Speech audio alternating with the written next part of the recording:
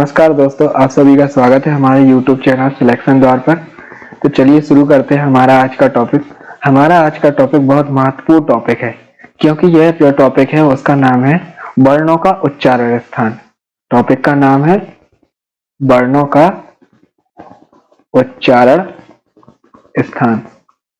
तो वर्णों का जो उच्चारण स्थान होता है, ये सबसे महत्वपूर्ण टॉपिक है वर्णमाला में, क्योंकि यहाँ से सबसे ज्यादा प्रश्न पूछे जाते हैं। अगर किसी भी परीक्षा में आप देखें और वर्णमाला का यदि टॉपिक आना है, वर्णमाला के टॉपिक में से आपको यहाँ से कोई ना कोई एक प्रश्न जरूर मिलेगा।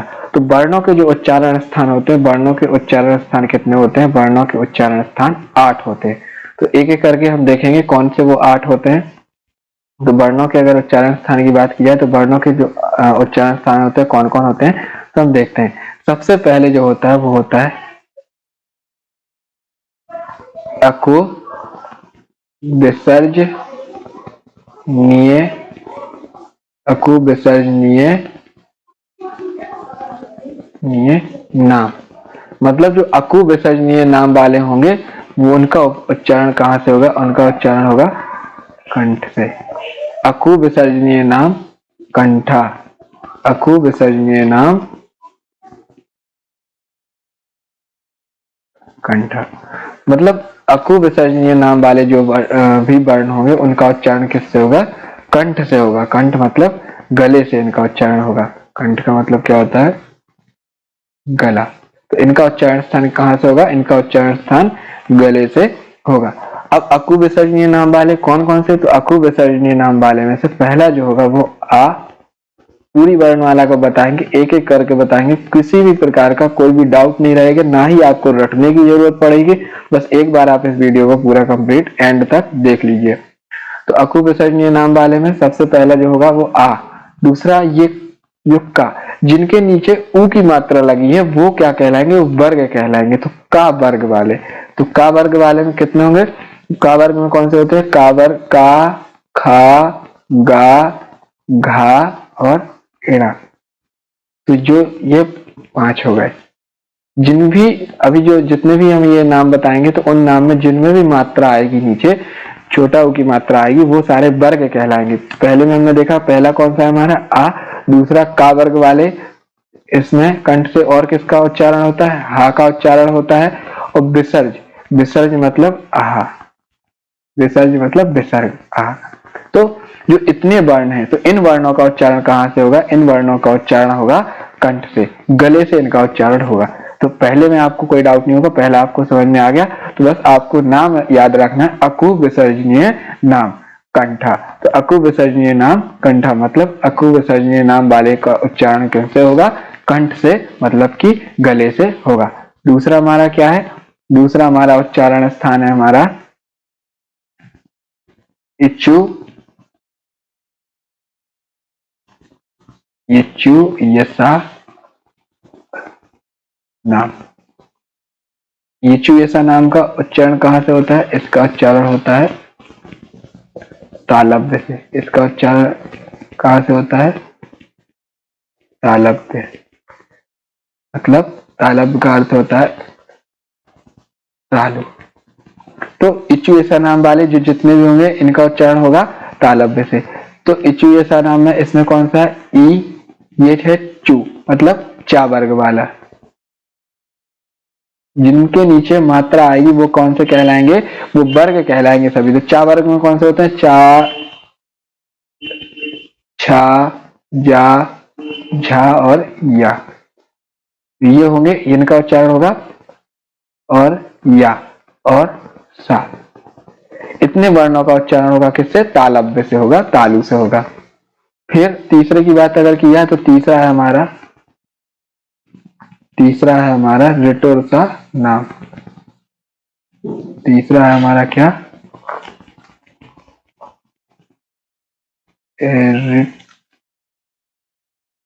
रिटोरसा नाम। रिटोरसा नाम, रिटोरसा नाम का होगा, इसका होगा मूर्धन्य से। अब इसमें कौन कौन से वर्ण आएंगे? तो इसमें री आ गया, ऊ है मतलब टा वर्ग, इसके नीचे ऊ की मात्रा लगी है तो ये टा वर्ग। टा वर्ग में कौन से? टा, ठा, डा, ढा और ड़ा। और इसमें क्या आएगा? और इसमें रा और सा। अब हमने यहाँ पे 3 अभी तक देख लिए। इनका उच्चारण किससे होगा? इनका उच्चारण होगा मूर्धन्य से। मूर्धन मतलब मूर्धा से इनका उच्चारण होगा। चौथे की बात की जाए तो चौथा जो उच्चारण स्थान होता है, चौथा उच्चारण स्थान कौन सा होता है? चलिए यहीं पर इनको देख लेते। चौथा और पांचवा, जो चौथा होता है,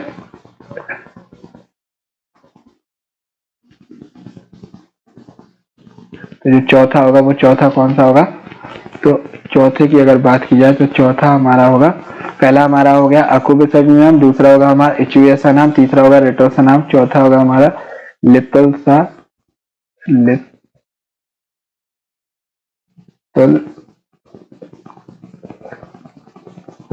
नाम।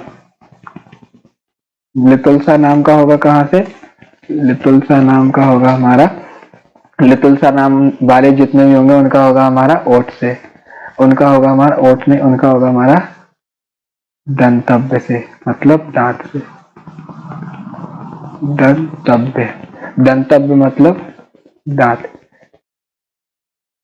जब भी हम उच्चारण करेंगे तो हमारी जीभ होगी वो दांत को स्पर्श करेगी, और जब हम इनका रेटोसा नाम का उच्चारण करेंगे तो हमारी जो जीभ होगी वो मूर्धन्य को स्पर्श करेगी, इचुएसा नाम वाले में तालव्य को स्पर्श करेगी, और जो ये इनका उच्चारण होगा वो कंठ से उच्चारण होगा अक्कु विसर्जन नाम वाले। तो इसमें कौन सा आएगा? इसमें ये जो ली होता है, ये हमने बताया था कि सबसे पहली अगर क्लास में देखो तो ये संस्कृत का स्वर है। किसका है? ये संस्कृत का स्वर है। तो इससे अपन को अगर पूछ लिया जाए तो इसका उच्चारण भी किससे होता है? दंतव्य से होता है। बाकी हिंदी में इसे नहीं पढ़ा जाता है। ये इसमें क्या आएगा? इसमें आएगा ता वर्ग। ता वर्ग में कौन से होंगे? ता, था, दा, धा और ना। और इसमें क्या आएगा? ला। इसमें क्या आएगा? इसमें आएगा ला। और क्या आएगा? और आएगा सा। कौन सा आएगा? और सा। तो ये 4 हमने देखे। पांचवा हमारा क्या है? पांचवा हमारा है उपोध्याय मानिए, उपोध्याय मानिए नाम। दंतव्य तो हो गया, तो दंतव्य के बाद है ओष्ठ।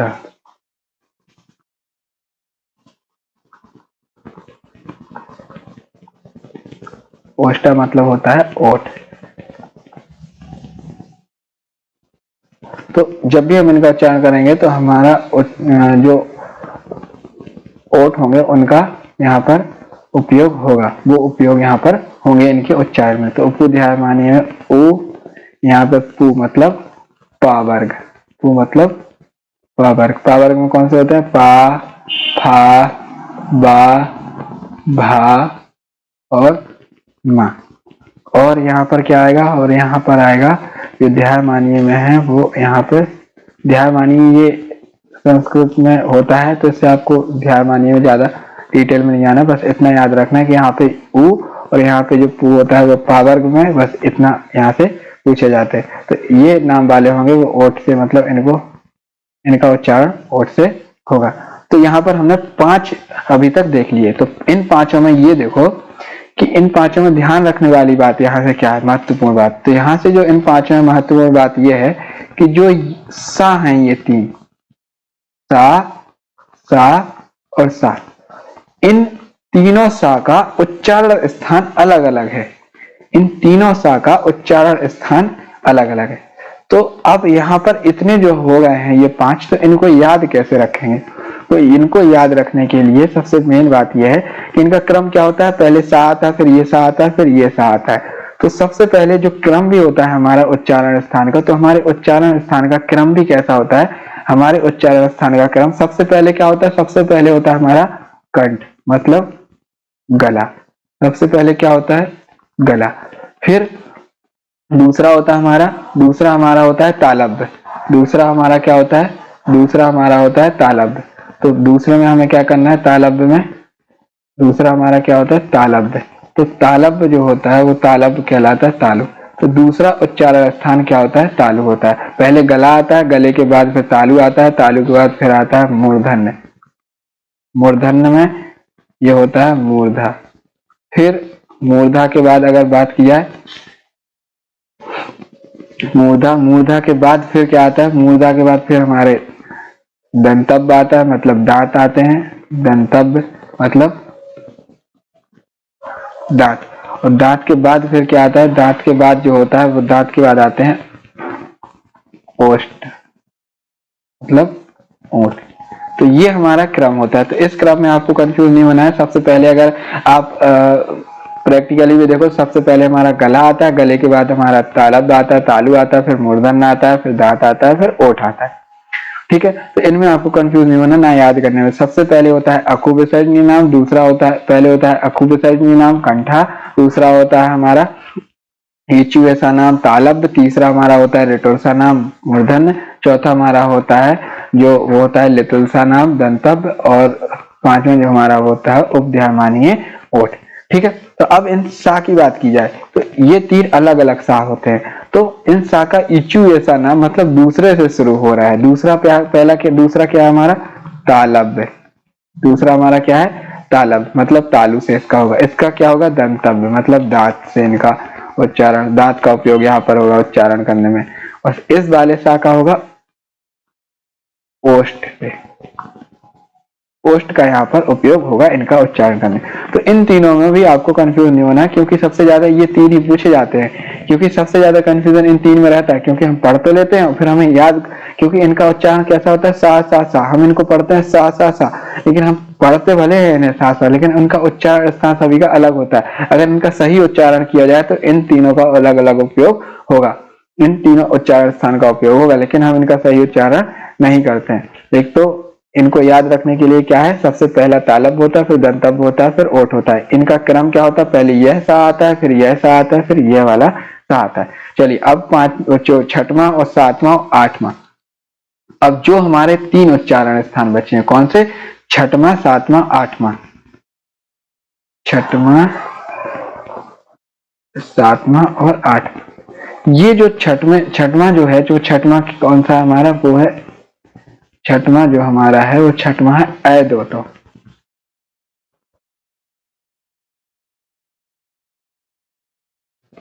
यह दो तो कंठ तालब्य,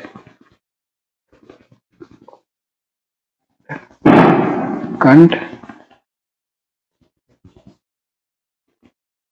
तालब्य मतलब ये किससे, कंठ से और तालब्य से। इनका उच्चारण किससे होता है, कंठ से मतलब गले से और तालु से। ठीक है, यह होता है अदोतो, ये होता है अदोतो। ये कौन सा होता है, ये होता है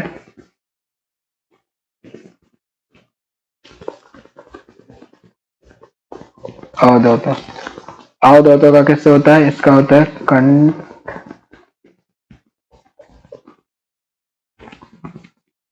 कंठोष्ठ।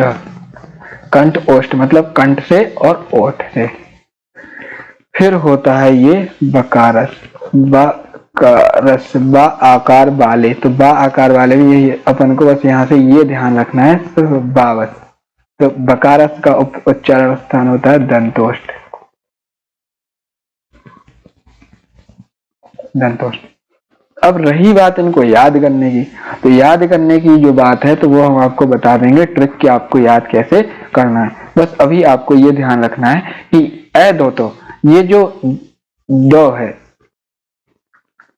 ये क्या कहलाता है, ये संस्कृत भाषा, तो इसे संस्कृत भाषा में दो कहते हैं।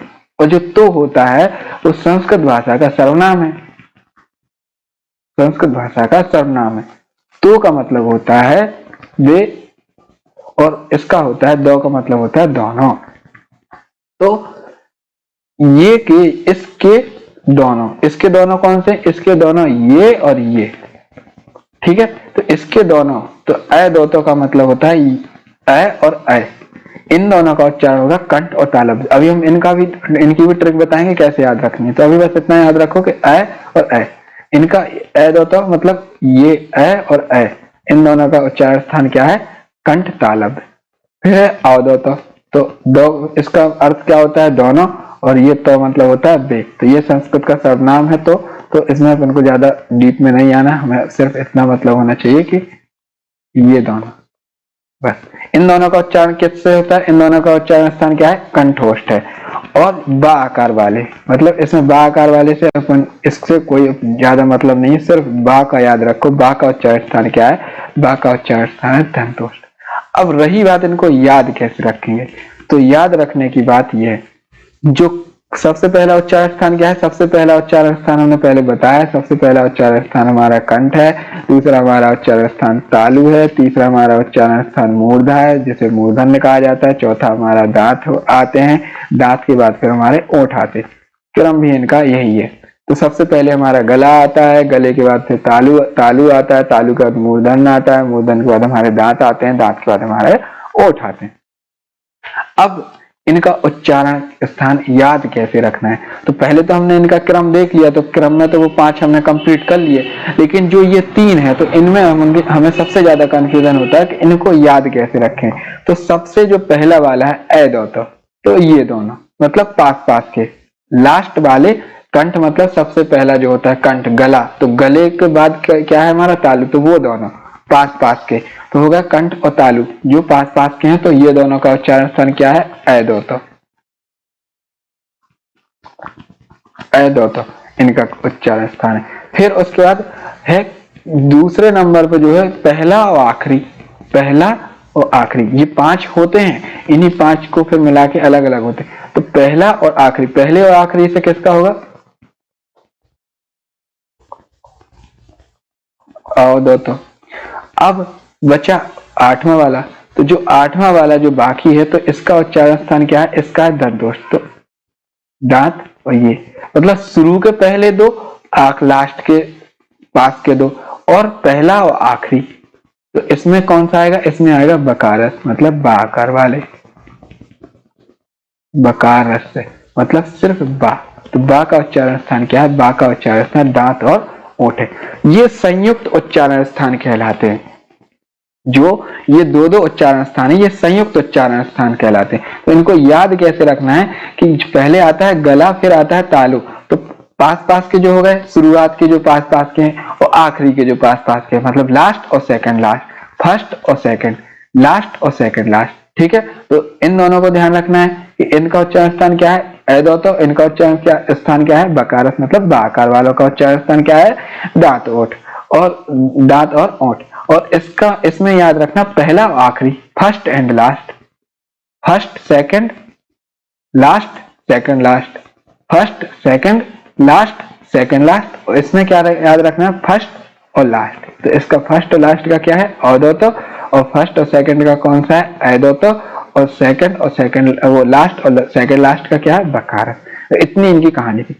और यहाँ से क्या प्रश्न पूछे जाते हैं? और यहाँ से आपसे यह प्रश्न पूछा जा सकता है, और आपसे क्या प्रश्न पूछा जा सकता है? और आपसे यहाँ पे ये प्रश्न पूछा जा सकता है, कौन सा? कि कुल उच्चारण स्थान कितने होते हैं? कुल उच्चारण स्थान, तो कुल उच्चारण स्थान की अगर बात की जाए तो कुल उच्चारण स्थान कितने होते हैं? कुल उच्चारण स्थान 8 होते हैं। ठीक है, संयुक्त उच्चारण स्थान कितने होते हैं? संयुक्त उच्चारण स्थान की बात की जाए तो संयुक्त जो उच्चारण स्थान होते हैं, संयुक्त उच्चारण स्थान होते हैं 3। कौन कौन से होते हैं? तो फर्स्ट सेकंड, मतलब फर्स्ट कौन सा होता है?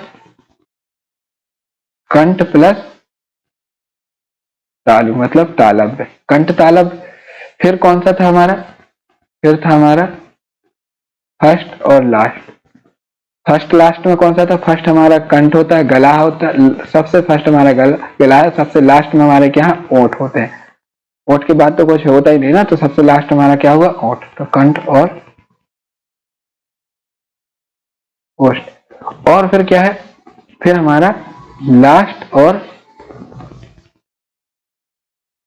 Second last. लास्ट हमारा क्या है, लास्ट में हमारे ओठ आते हैं,